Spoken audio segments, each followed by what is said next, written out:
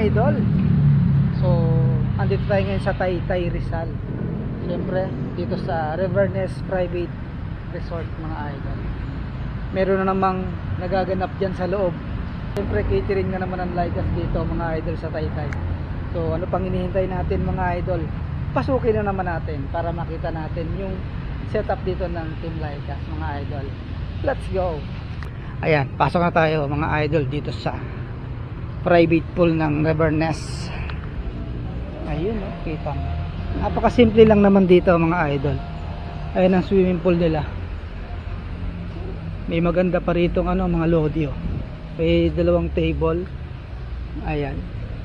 Yung mga naglalabing-labing pwede yan. Siyempre dalawahan lang naman yan mga idol. So ito na mga idol ang setup ng Team Lycas dito. Ayan. Let's shout out kay Andrew tsaka kay Idol Roland Vitor. Ayan.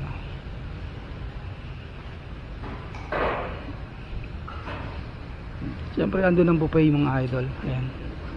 Shout out sa buong Team Lycas. Ayan. Ganda rin. Ayan. Kita nyo naman mga idol.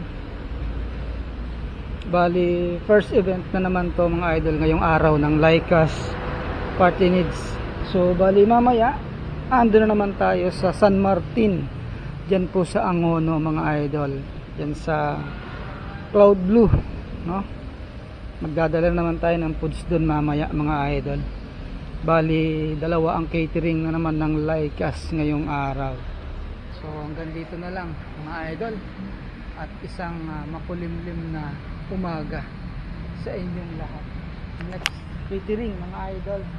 Kita-kits ulit tayo. Bye bye.